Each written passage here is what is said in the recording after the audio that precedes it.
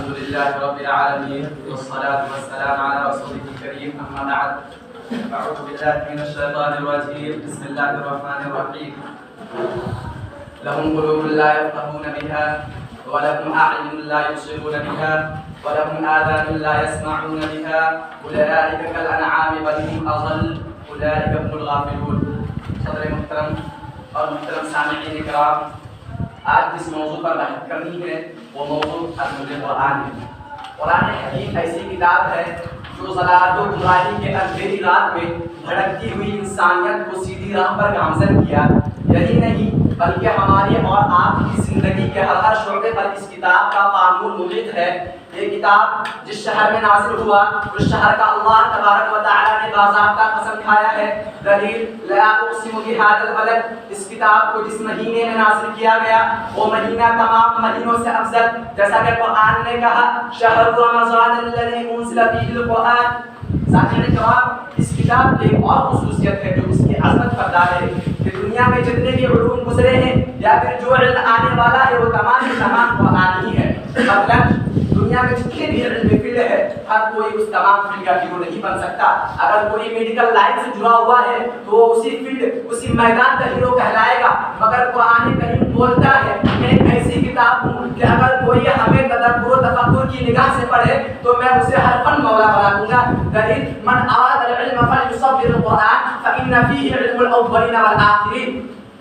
جو شخص علم حاصل کرنے کا ارادہ کرے چاہیے کہ وہ قرآن پر تدبر و تفکر کرے، اس لیے کہ یہی علم اول اور علم آخر ہے. یعنی دنیا میں اب تک جتنے بھی علم گزرے ہیں وہ تمام کے تمام قرآن ہی تھے، اور جو علم آنے والا ہے سائنس جہاں تک نہیں پہنچی ہے وہ علم بھی قرآن ہی کا علم ہوگا.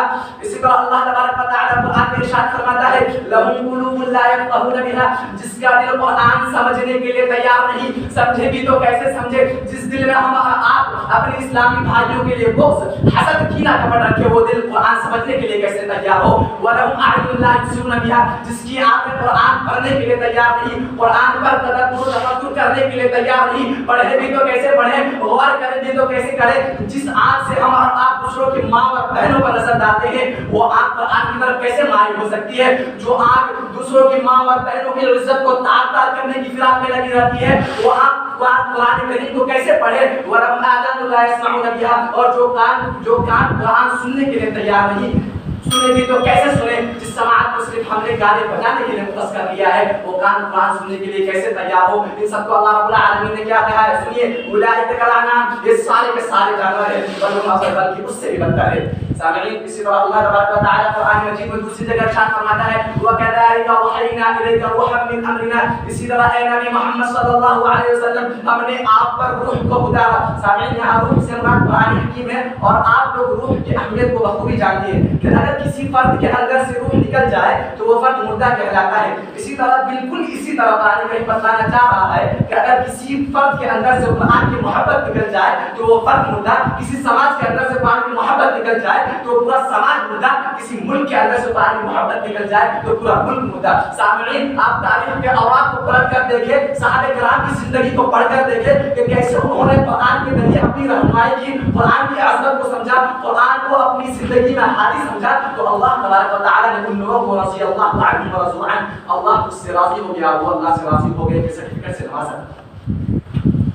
یہی وجہ ہے کہ آج مسلمانوں پر ہر جگہ ذلت و رسوائی کی چادریں اڑائی جا رہی ہیں، اس لیے کہ ان لوگوں نے اپنی زندگی سے روح یعنی قرآن کو نکال دیا ہے. اس سلسلے میں اللہ کے نبی صلی اللہ علیہ وسلم کی ایک حدیث آتی ہے وعن عمر بن الخطاب رضی اللہ عنہ ان النبي صلی اللہ علیہ وسلم قال ان اللہ يرفع بهذا الكتاب اقواما ويضع به آخرين. کہ عمر بن خطاب رضی اللہ تعالی عنہ فرماتے ہیں کہ نبی کریم صلی اللہ علیہ وسلم نے ارشاد فرمایا کہ اللہ تعالی اس کتاب یعنی قرآن مجید کے ذریعے بہت سے لوگوں کو سرفراز فرما دے گا اور اسی کی وجہ سے دوسروں کو ذلیل کرے گا. سامعین اس حدیث سے معلوم یہ ہوا کہ ہمیں کامیابی اسی وقت مل سکتی ہے جب ہم قرآن کو اپنی زندگی میں لائیں گے اور قرآن کے احکام کو بجا لائیں گے. اسی طرح چیک کرائیں گے